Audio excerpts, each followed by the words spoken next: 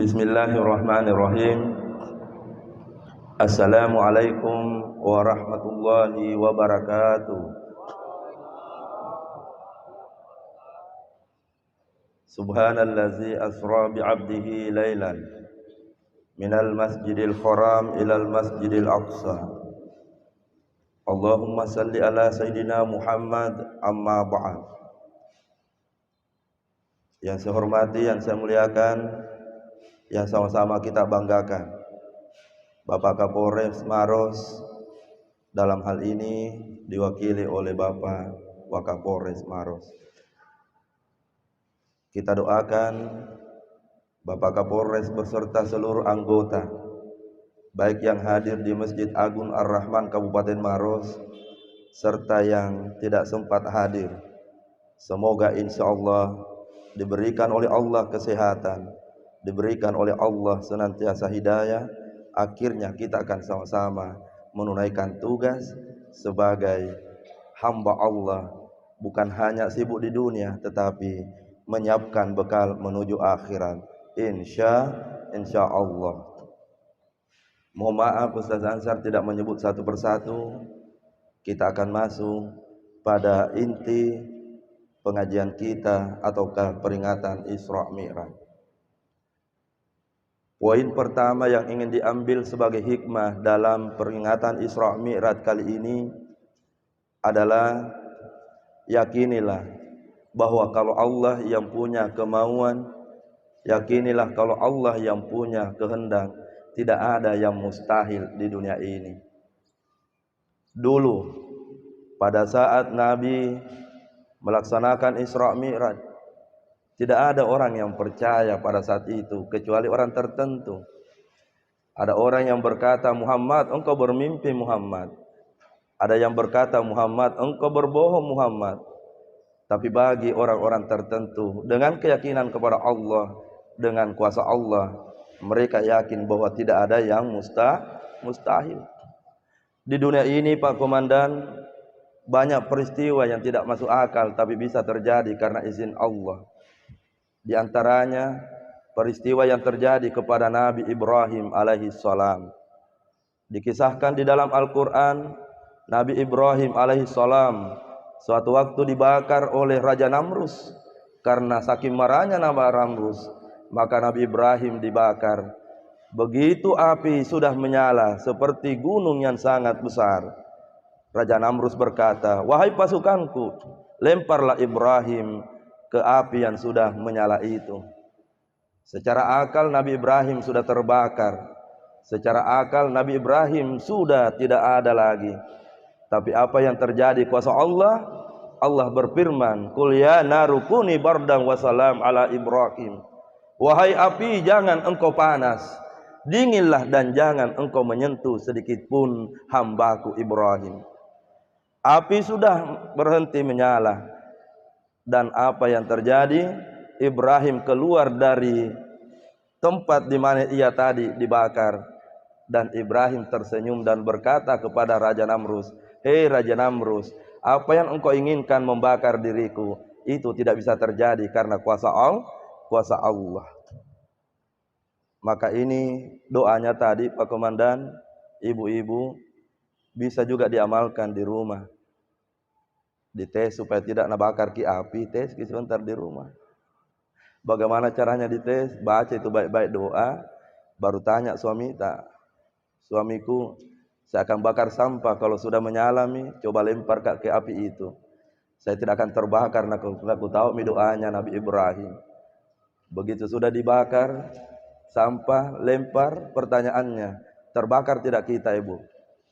Terbakar atau tidak? Pasti terbakar ki. Kenapa? Karena banyak dosa yang sudah kita kerjakan. Kalau Allah yang mau, tidak ada yang mustahil. Yang kedua, peristiwa yang tidak pernah masuk akal di dunia ini sampai datangnya hari kiamat. Ada seorang perempuan yang bisa melahirkan, dan siapa yang meragukan kesuciannya? Dia adalah Siti Maryam. Siapa yang ragukan kesuciannya Siti Maryam? Tapi secara akal, kenapa dia bisa melahirkan padahal tidak punya suami? Betul tidak Pak Ibu? Kalau bicara kedokteran, maka sampai kiamat tidak pernah masuk akal ada perempuan yang bisa melahirkan tanpa ada suaminya. Pasti juga Pak Wakapolres pusing bagaimana caranya. Kalau Allah yang mau tidak ada yang mustahil, tambah lagi satu.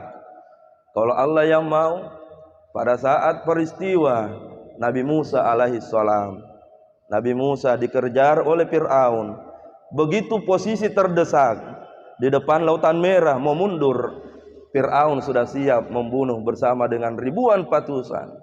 Tapi Allah berfirman, wahai Nabi Musa, lemparkan tongkatmu Musa, lemparkan tongkatmu. Maka pada saat Nabi Musa hakul yakin kalau Allah yang mau tidak ada yang tidak jadi, maka dilemparlah tongkat itu pada Laut Merah. Maka apa yang terjadi dengan kuasa Allah? Lautan Merah ini tiba-tiba terbelah seperti jalan tol. Akhirnya Allah perintahkan, Musa berjalanlah, berjalanlah, jangan engkau pernah ragu kalau Allah yang mau. Maka begitu Nabi Musa dengan pasukannya berjalan di antara Lautan Merah yang tadi sudah terbelah, kuasa Allah. Begitu sampai Nabi Musa, Fir'aun pun menyusul. Dan akhirnya setelah Nabi Musa selamat sampai di ujung, Lautan Merah yang sudah terbelah tadi kembali menyatu. Itu adalah kuasa Allah. Jadi apa yang kita khawatirkan? Itulah salah satu poin yang dibahas di atas. Dengan Isra Mi'raj, semoga kita meningkatkan keimanan kita. Insya Allah. Yakin saja Pak. Yang kedua, pelajaran penting yang mau diambil dalam peringatan Isra Mi'raj jemaah yang dimuliakan oleh Allah Subhanahu wa taala. Dalam peristiwa Isra Mi'raj inilah Nabi ingin menguji siapa teman yang seiman, yang setia dalam keadaan suka dan duka. Begitu Nabi menceritakan kepada Abu Jahal bahwa ia telah melakukan Isra Mi'raj, Abu Jahal berkata, tidak masuk akal Muhammad. Perjalanan pada saat itu orang naik unta yang paling cepat mesti menghabiskan waktu 1 bulan. Tapi engkau Muhammad berjalan mengatakan 1 malam bisa sampai. Tidak akan pernah wahai Muhammad. Tapi disitulah Allah menguji siapa hambanya yang mau setia kepada nabinya pada saat kesusahan. Mohon maaf Pak Komandan, biasanya banyak memang teman kalau lagi bahagia Ki. Apalagi kalau banyak orang tak selalu diteratin. Betul tidak? Kalau lagi bahagia Ki, ada uang tak senang-senang banyak teman.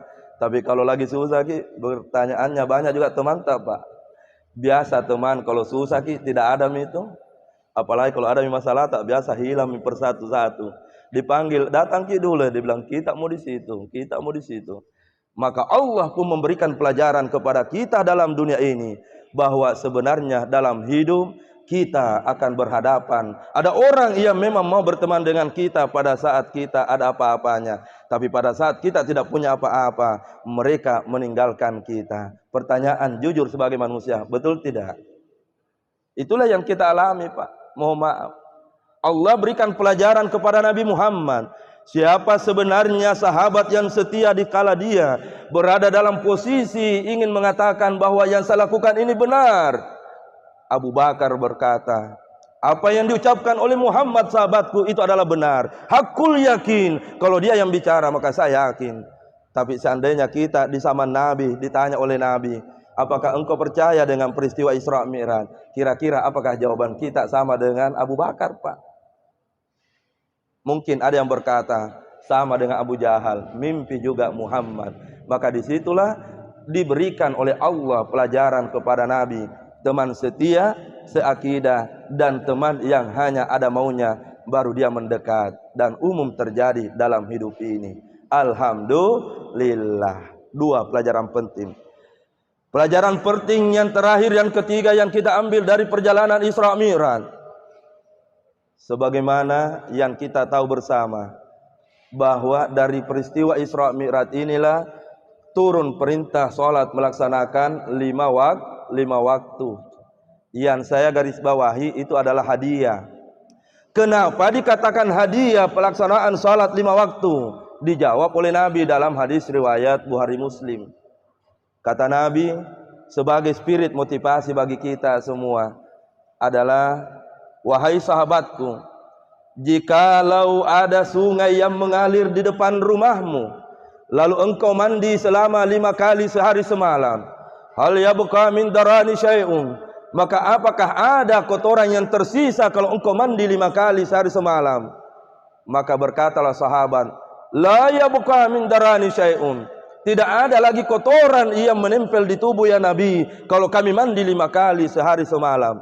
Maka Nabi menjawab, fazalika masalus salawatul khamsi, maka demikianlah perumpamaannya salat 5 waktu, yamhullahu bihinna khataya, maka Allah akan menghapus dosa-dosa yang sudah kita kerjakan. Alhamdulillah.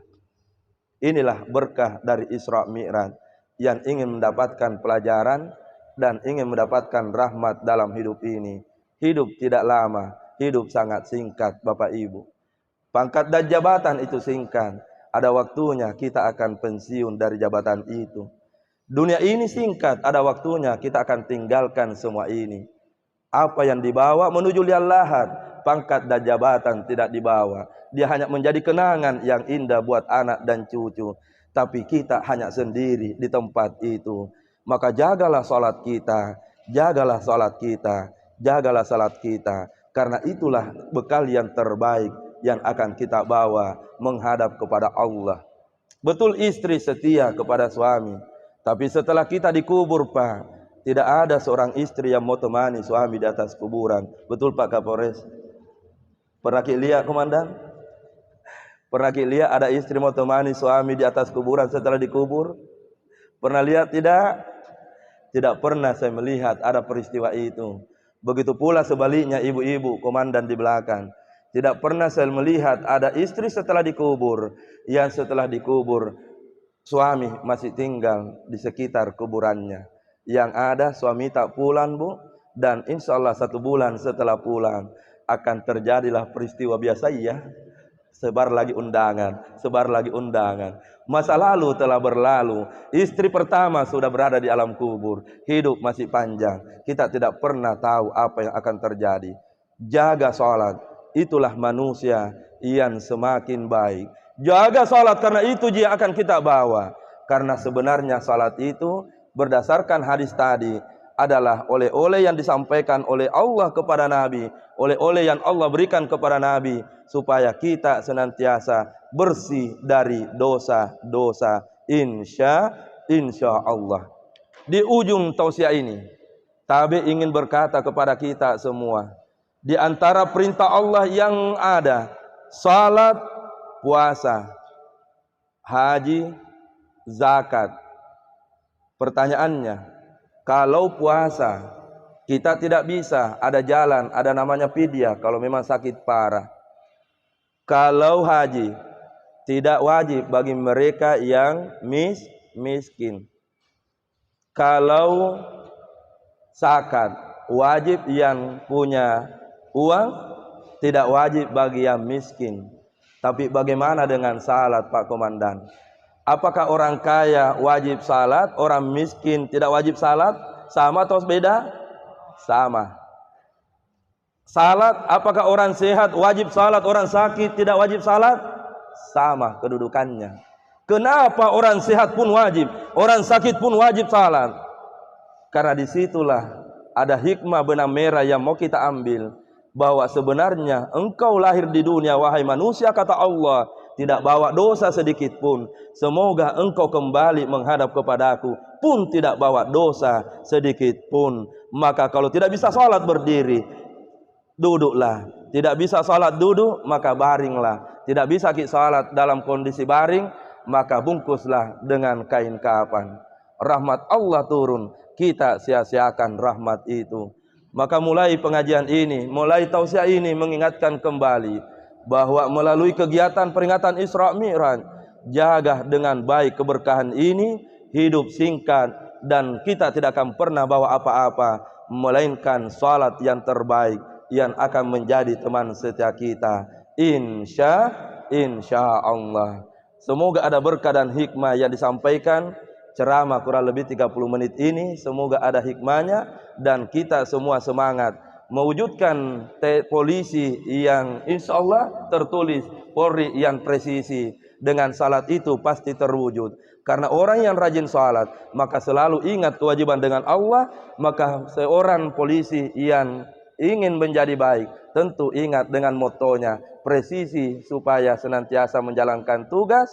Saya sudah baca apa maknanya presisi. Ternyata luar biasa Pak Kapolri, ingin menjadikan kita hamba Allah yang bukan hanya akhirat diurus, tapi dunia pun kita tidak lupa. Sebaliknya bukan hanya dunia diurus, tapi kita pun tidak pernah lupa kewajiban kita kepada Allah Subhanahu wa ta'ala. Semoga ada berkah dan hikmah yang disampaikan, dan kita jaga salat ini sekali lagi, karena salat akan menghapus dosa-dosa yang sudah kita kerjakan. Insya Allah. Akhirnya mari kita berdoa memohon kepada Allah Subhanahu wa ta'ala. Bismillahirrahmanirrahim. Alhamdulillahirabbil alamin. Wa sallallahu ala sayyidina Muhammadin wa ala alihi wa sahbihi wasallam.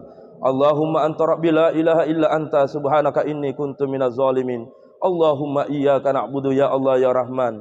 Kepadamu kami memohon dan meminta ya Allah. Kami berada di masjidmu pagi hari ini, memohon keberkahan dari apa yang Engkau perintahkan melaksanakan salat, supaya kami menjaga salat itu ya Allah.